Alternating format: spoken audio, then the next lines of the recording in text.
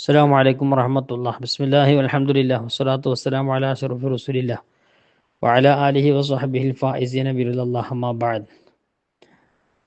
عن ابن عباس رضي الله عنهما قال: إذا كان يوم القيامة يؤتى بالرجل فيوقف بين يدي الله عز وجل فيؤمر به إلى النار فيقول: يا رب لماذا؟ فيقول الله تعالى: لتأخير الصلاة عن أوقاتها وحلفك بي كاذبا.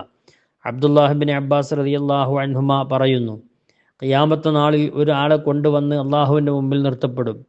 ഫയുമറു ബിഹി ഇലന്നാർ, അള്ളാഹു തആല അവനെ നരകത്തിലേക്ക് കൊണ്ടുപോകാൻ വേണ്ടി നിർദ്ദേശം നൽകും. ഫയഖൂൽ, അവൻ ചോദിക്കും: യാ റബ്ബി ലിമാദ, റബ്ബെ എന്തുകൊണ്ടാണ് എന്നെ നരകത്തിലേക്ക് വിടുന്നത്?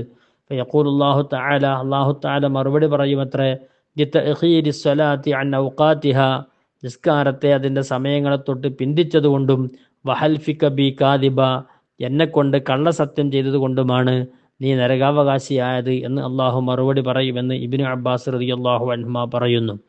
ഖാല ഔൻ ഇബ്നു അബ്ദില്ലാഹി റഹിമഹുല്ലാ, ഇന്നൽ അബ്ദ ഇദാ ഉദ്ഖില ഖബറഹു സുഇല അനിസ്സലാ അവ്വല ശൈഇൻ യസ്അലുഹു അൻ.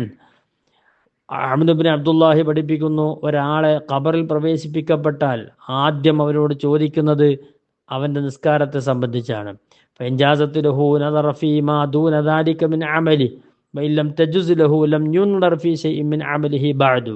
നിസ്കാരത്തിൻ്റെ വിഷയത്തിൽ അവൻ പാസ്സായാൽ, കൃത്യമായാൽ, മറ്റു വിഷയങ്ങളെല്ലാം അവന് ലളിതമാക്കപ്പെടുകയും മറ്റുള്ള കാര്യങ്ങൾ പരിഗണിക്കുകയും ചെയ്യും. നിസ്കാരം കൃത്യമല്ലെങ്കിൽ അവൻ്റെ മറ്റു കർമ്മങ്ങളൊന്നും പരിഗണിക്കാതെ എല്ലാം റിജക്റ്റ് ചെയ്യപ്പെടും എന്ന് മഹാന്മാർ പഠിപ്പിക്കുന്നു. കൃത്യമായി നിസ്കരിക്കാൻ അല്ലാഹു തൗഫീഖ് ചെയ്യട്ടെ.